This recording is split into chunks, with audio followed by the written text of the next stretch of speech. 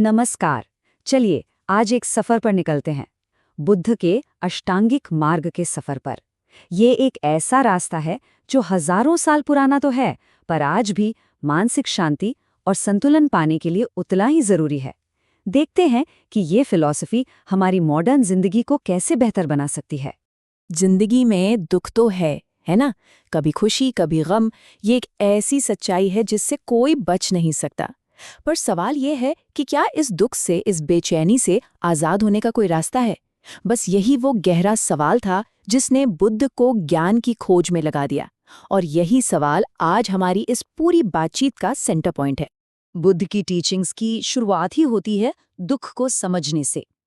अब देखिए, दुख का मतलब सिर्फ कोई बड़ा दर्द या तकलीफ नहीं है। इसका मतलब है जिंदगी में एक तरह की बेचैनी, एक अधूरापन, वो एहसास कि कुछ तो है जो ठीक नहीं है, कुछ तो मिसिंग है। बुद्ध ने ना एकदम किसी माहिर डॉक्टर की तरह हमारी इस हालत को समझा। उन्होंने 4 आर्य सत्य बताए।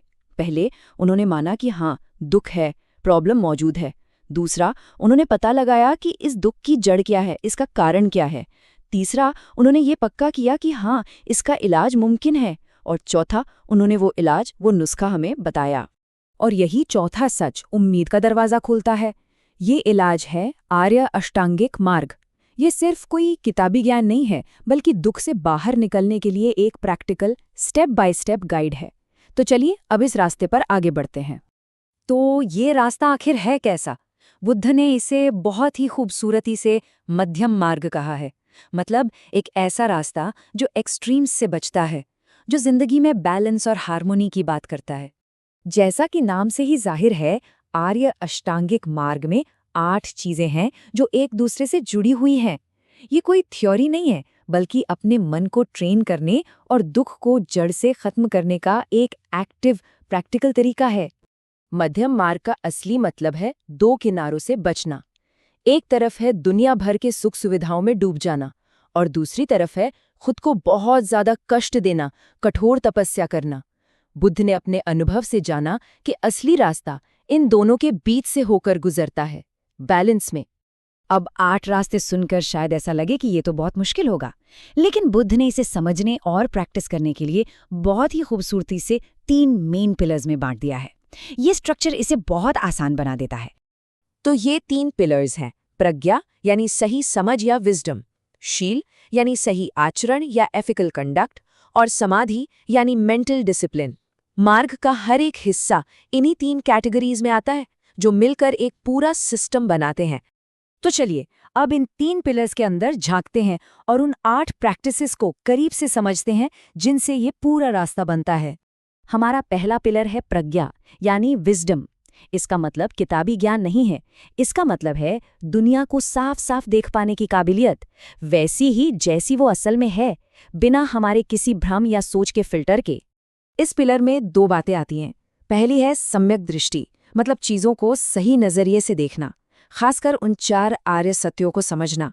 यहाँ सम्यक का मतलब है सही, पूरा, कुशल। दूसरी है सम्यक संकल्प, यानी अपने इरादों को नेक रखना, मन में दया, करुणा और अहिंसा जैसे ख्याल लाना।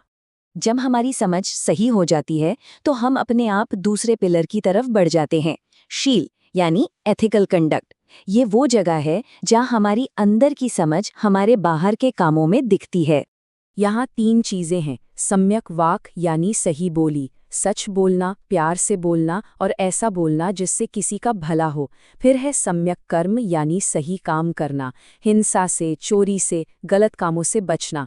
और तीसरा है सम्यक आजीविका यानी अपनी रोजी रोटी ऐसे काम से कमाना जिससे किसी को कोई नुकसान ना हो। और आखिर में आता है हमारा तीसरा और आखिरी पिलर, समाधि यानी मेंटल डिसिप्लिन। जब ज्ञान और अच्छे आचरण की नींव मजबूत हो जाती है, तब हम अपने मन को ट्रेन करने और उसे शुद्ध करने का काम शुरू कर सकते हैं। इस पिलर में भी 3 बातें हैं: सम्यक प्रयास यानी मन में गलत ख्यालों को आने से रोकने और अच्छे ख्यालों को जगाने की कोशिश करना। सम्यक स्मृति मतलब हर पल जागरूक रहना, अपने शरीर, अपनी फीलिंग्स और अपने विचारों को लेकर। और आखिर में सम्यक समाधि यानी मेडिटेशन के जरिए मन को एक जगह पर टिकाना, गहरी एकाग्रता पाना। तो सवाल ये उठता है कि 2500 साल पुरानी ये बातें आज की भागदौड़ भरी, कभी-कभी बहुत कंफ्यूजिंग लगने वाली दुनिया में हमारे किस काम की हैं? इनकी आज क्या रेलेवेंस है? असल में इस रास्ते का निचोड़ यही है। ये आंख बंद करके किसी धर्म को मानने की बात नहीं है, बल्कि ये एक प्रैक्टिकल लाइफस्टाइल है। एक ऐसी जीवन शैली जो नैतिकता, मेडिटेशन और सही समझ के बीच एक खूबसूरत बैलेंस बनाती है। तो कुल मिलाके बात यह है, अष्टांगिक मार्ग मानसिक संतुलन और नैतिक स्पष्टता के लिए एक टाइमलेस ब्लूप्रिंट देता है। ये एक ज्यादा शांत, पर्पसफुल और आज़ाद जिंदगी जीने का यूनिवर्सल गाइड है, और इससे कोई फर्क नहीं पड़ता कि हम किस जमाने में जी रहे हैं। और आखिर में ये एक सवाल हमारे सामने खड़ा होता है, सच्ची शांति क्या बाहरी हालातों को बदलने से मिलती है, या ये हमारे अंदर होने वाली क्रांति का नतीजा है? बुद्ध का मार्ग तो अंदर की तरफ ही इशारा करता है। इस पर जरूर सोचिएगा।